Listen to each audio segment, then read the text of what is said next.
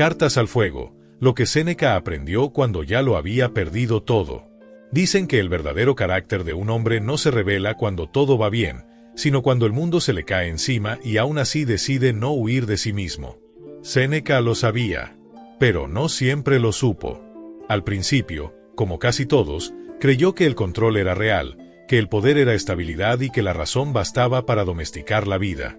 Roma era un monstruo vivo, brillante, cruel, impredecible. Y él estaba en su centro. Tenía prestigio, influencia, riqueza, alumnos, palabras que pesaban más que las espadas. Creía que eso lo hacía libre. Creía que la virtud era algo que se predicaba, no algo que se ponía a prueba. Hasta que llegó el exilio. No llegó como llegan los finales épicos, con trompetas o discursos. Llegó como llegan las verdaderas tragedias, con una orden breve, seca, inapelable. Un nombre escrito en un pergamino. El suyo. Una acusación conveniente. Una decisión política. Y de un momento a otro, todo lo que había construido dejó de pertenecerle. En ese instante, Séneca entendió la primera gran lección del estoicismo, aunque aún le doliera aceptarla. Nada de lo que no depende de ti puede llamarse verdaderamente tuyo. El viaje hacia el destierro fue largo. No tanto en distancia, sino en silencio. Cada paso era una conversación consigo mismo. Cada noche era un juicio interno. Había enseñado sobre la serenidad, sobre la templanza, sobre la razón frente a la fortuna, pero ahora la fortuna lo había despojado, y la razón temblaba. Y ahí aparece la pregunta que atraviesa toda su obra, aunque pocos la escuchan con atención. ¿Sigues siendo tú cuando ya no tienes nada que te sostenga desde afuera? Durante los primeros meses, Séneca sufrió como cualquier hombre. Extrañó el ruido de Roma, el reconocimiento, la sensación de ser necesario.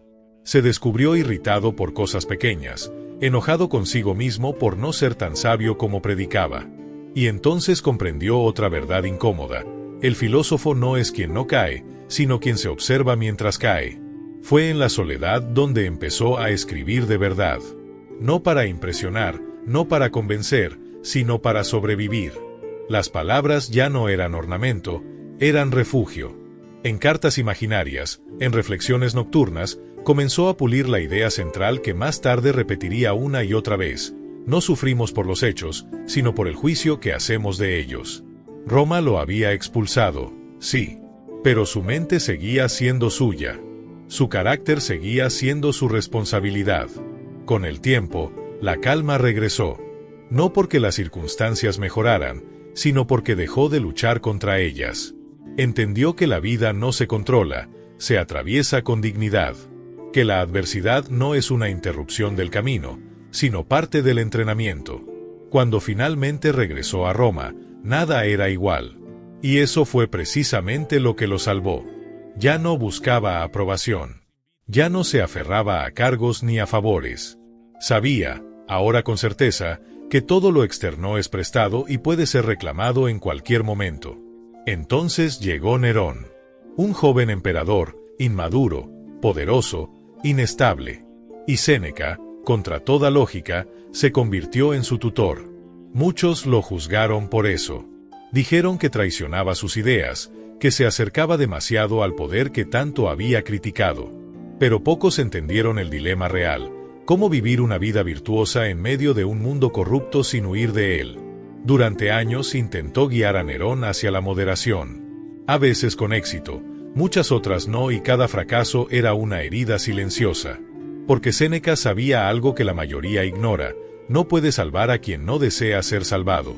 Aquí aparece otra enseñanza brutal del estoicismo: eres responsable de tus acciones, no de los resultados. Puedes actuar con rectitud y aún así perder. Y eso no invalida tu virtud. Cuando la violencia de Nerón se volvió imposible de ignorar, Séneca pidió retirarse. No quería más oro, ni honores, ni poder. Quería silencio. Quería coherencia. Quería vivir conforme a lo que había escrito. Pero el poder rara vez deja ir sin cobrar.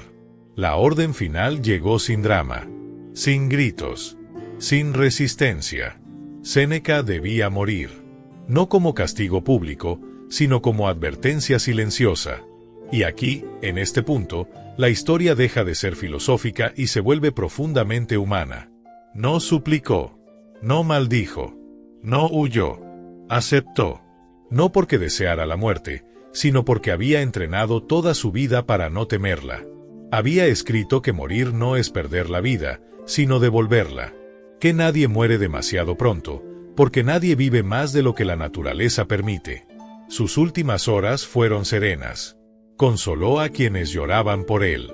Les recordó que el dolor también es transitorio, que la pérdida es inevitable, pero el descontrol no lo es, que el sufrimiento no se elimina, se administra con razón. Y ahí está la enseñanza final, la más difícil, la que pocos quieren escuchar. El estoicismo no te promete felicidad constante, te promete fortaleza.